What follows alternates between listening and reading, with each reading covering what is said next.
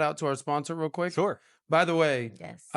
this crazy question, Sadia, feel free not to even answer, but in the Middle East, men tend to be a little hairier. Yeah? They do. What is that? What You have we tell me, got? baby girl. I Yeah. don't know. You're there. So Yeah. when you're with hairy men, are you ever inclined to say, clean it up, buddy? Do you ever give advice regarding that? Like maybe, Some whether women it's don't mind it. Some okay. women don't mind a hair on a man and stuff. Personally, it's not my thing Yeah. because I just don't. I feel like it's a comfortable, it's not a comfortable experience. But I do think some women don't mind it at all. Yeah. Personally, I'm a baby skin kind of person, so the less the better. Well, I think most men appreciate maybe like a beard on a man, Yeah. chest Yeah. hair. Yeah, a little There's chest girls that are hair. all up in my A little chest. bit, All yeah. right, girl, I Yeah. feel you.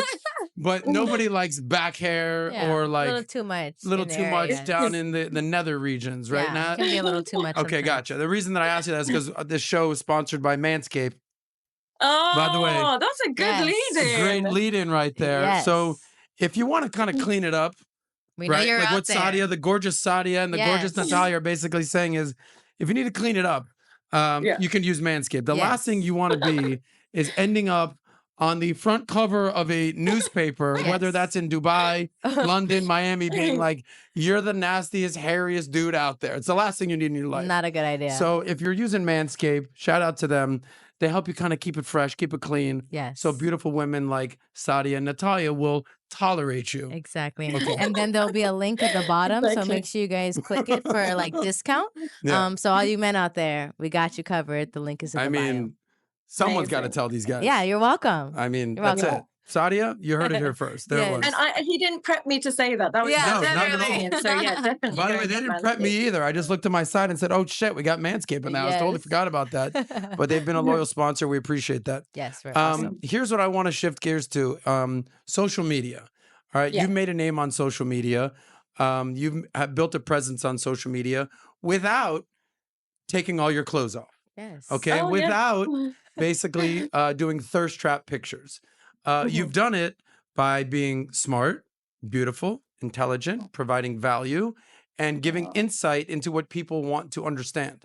So this conversation of social media is, we had this conversation yesterday where basically, men, if you're age 21, let's say, and a woman age 21, for a guy age 21, you haven't made money yet. Right. You haven't had a career yet. You haven't done anything to contribute to society yet. You're not exactly going to garner a massive following. On the flip side, you could be 21. You could be a junior in University of Alabama, and you can start sending out some thirst trap, photos out there, and take your top off, show a little skin, bing, bing, bing, and next thing you know, you get 10,000, 100,000, million followers out there, and it's very hard for a man at that same age bracket to attain that woman that he might see in class every day. Because why? Enter dudes in Dubai being like, hey, baby girl, Yeah. I'll fly you out here. Or whether it's guys in Miami or Vegas or LA, it's a global sexual marketplace. So there's young men out there, especially young men that are watching this, that are saying, oh my God, it's so hard for me to compete. What have you sort of like, if you could talk to young men out there as far as understanding it's going to take you time to compete in the marketplace, in the global marketplace, the sexual marketplace, to attain these types of beautiful women, what advice would you have for men, especially in the context of social media? Well, the first thing I would say, and I know this sounds random, is you're going to feel the urge to turn to pornography rather than chasing women, because they're going to seem unattainable, and the level of woman that you want and your eyes are now used to can only be met through social media and through pornography. But one of the dangers of that is what that does you've got to remember, throughout time, men have struggled to get women. That's always been the case. It's just the difference is amplified now. But the reality is, back 50 years ago, a 21-year-old man would only know the 20 women in his class and nobody else. And if he didn't like them, he'd have no chance getting a woman. Yeah, not And even if 50 he years ago, like, 20 years ago when I was 21. yeah. No, I think it was What would this you year. do? If you don't like anybody in your class, you'd have to wait years to just bump into a beautiful girl in the shop and then she might give you. It's always been difficult for men. But the difference in the past was they had to work on themselves to achieve sexual gratification. They had to realize that, okay, if I want a good woman, I'm going to have to court her. I'm going to have to behave myself, be a good guy, and I'm going to have to be going places to get her. We live in a world where you could get the sexual gratification without any of the work. And that can lead you down a path of where you don't feel the need to work out. You don't feel the need to be incredibly ambitious. You don't feel the need to work on your sense of humor, your charm, or your wit. So what it's going to lead to is the discrepancy between women and men is only going to get bigger if you go down that path.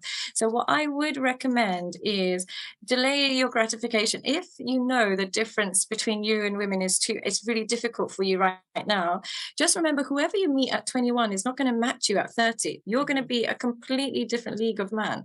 So it doesn't matter if you're not getting the best at the moment. What I would say, though, is meeting a girl in your 20s who stabilizes you can actually lead to you achieving a lot of your potential. Whereas chasing women or using a lot of pornography and all this stuff, it drains your energy. It's a lot of energy being used in the wrong direction. So I would say just try not to worry too much. She doesn't have to be the top tier girl because you're not at your top yet. A good person is fine, but try not to rely on pornography in the meantime. Try your best not to do that. It will demotivate you to fulfilling your potential. Yeah, I think let me just sort of echo what you're saying, because I can speak from life experience. When I was in college, let's say, and this is pre-social media, but when I was in college, I did very well with women. Why? Because I'm in the same college as these women, and we're at the same parties, we're in the same events. There's no social media. Nobody's flying her from Dubai, from Florida State University to Dubai. So things were good. I dated beautiful women. Life was good.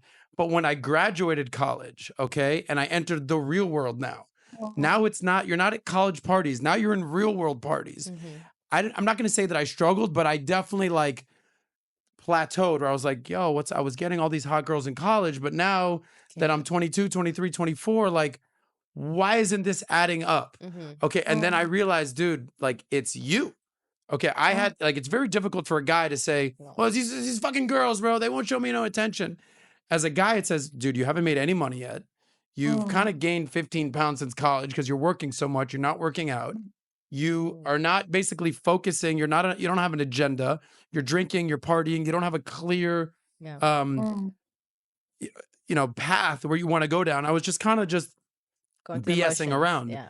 And then ultimately, by the time that I turned 30 and I started making some real money, I got my shit together. I was in shape. It almost like got better than it was in college. So ultimately what I'm saying to men out there is like, it takes time for a guy. For a woman, you could be gorgeous and 22 and that's it. That's all you need to do.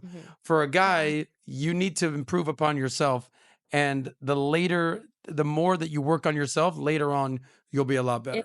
It pays. It pays in the end, because I did a video once on why women have different rules for different men. And there's a rich man with status will get access to that same girl on the first night, whereas she'll make other men wait years to talk to her. And I always say it's because that CEO or that athlete or that celebrity, without talking, without saying one word, has shown you that he is valuable.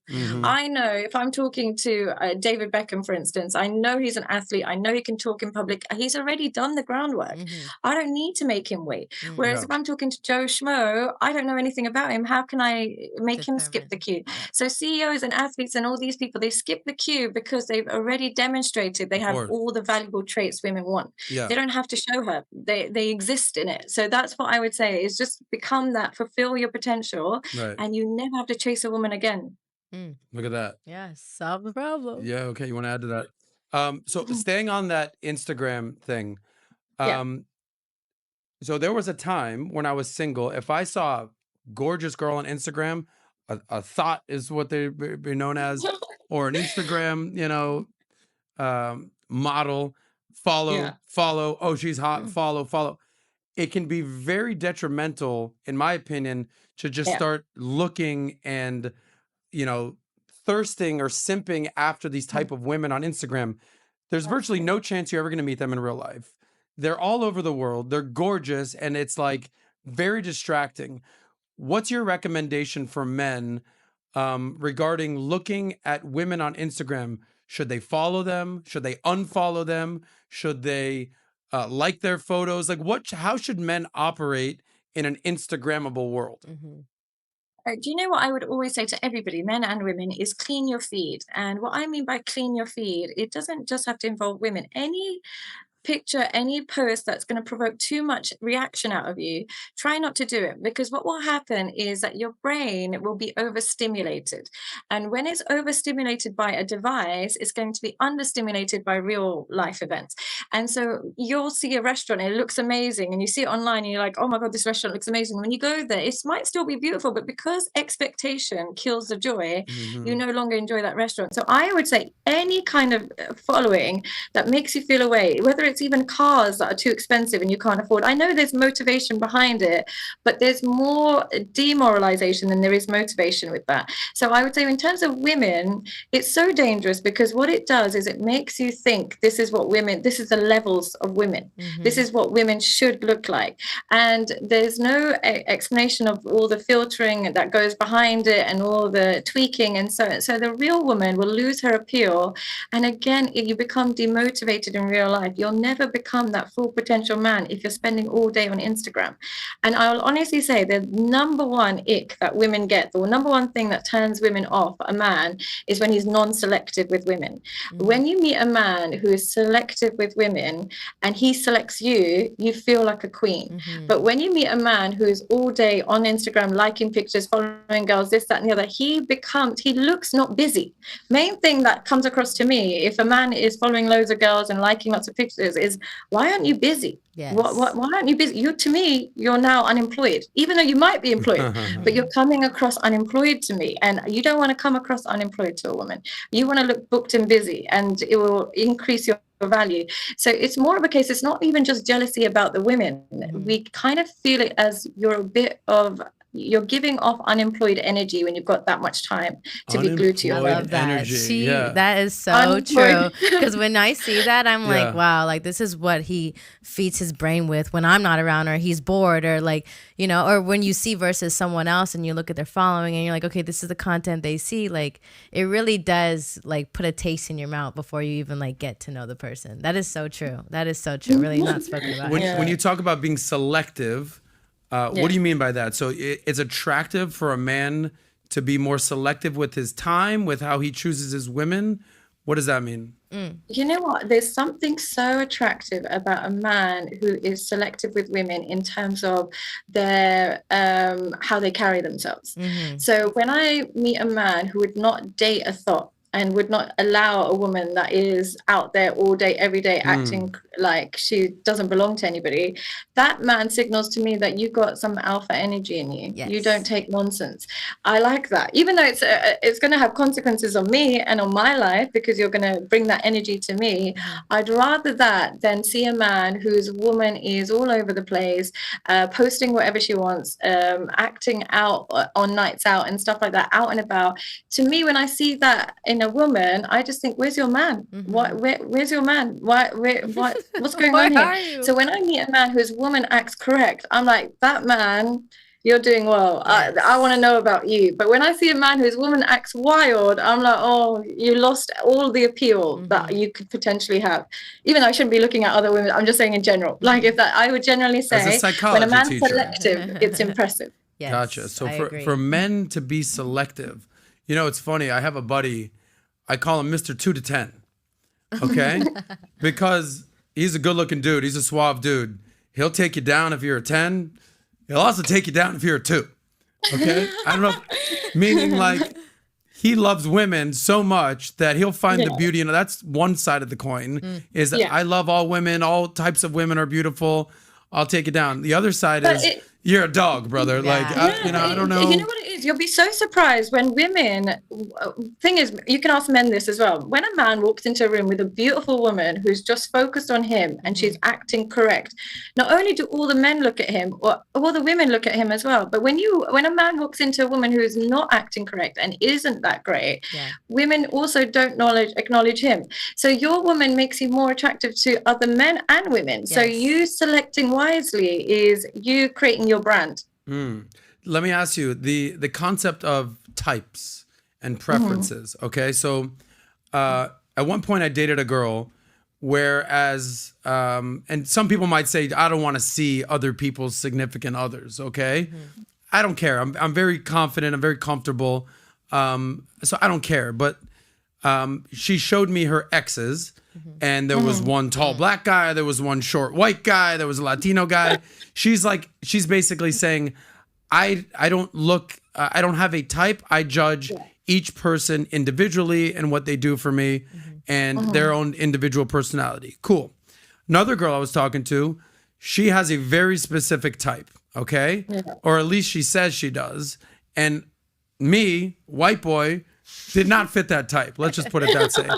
Do you think that most women have a type, or it's more of a personality, feel it out vibe kind of a thing? What's your thoughts? I think most women have seasons. And what I mean by that is you'll have a season in your life where you just want to feel attractive. And so you'll go for the guy that makes you feel attractive. And your type will become maybe the muscle guy or the guy that will become your type for a little while. But I think everybody at some point gets to the season of they just want to be looked after and they just want to feel safe. And that's when the type might change. Yeah, that's when the type will no longer be the appearance and it will become the feeling that they provide you with. So I would say that when you see a girl who's going through all of different types of men for a while, her seasons have been changing for a little while. Either she's gone traveling or this, it comes down to her seasons. They're changing too rapidly. And when you see another girl who's just had one particular type, if it's just one particular type for a long period of time, it's obviously not sticking. It's not working. So at some stage, she'll change her type as well. But I think women's type is very much to link to their emotional state at that moment in time. I know women who, once they hit 40, will want really young men. They'll all of a sudden their type will go to young boys because they want to feel desired again. So I feel like with women, their type is very much linked to the stage and season they're in emotionally. Seasons. I love that. Go ahead. You Matt. go, Sadia. I agree with you. I love that. I can. Look at this girl bonding right now. I love that. Well, speak to that. Have you dealt with seasons? I have dealt with seasons. There was a time where I was like into one specific type and then it wasn't working. So and then I just kind of switched it over to like kind of what I wanted to feel, what I wanted someone to make me feel.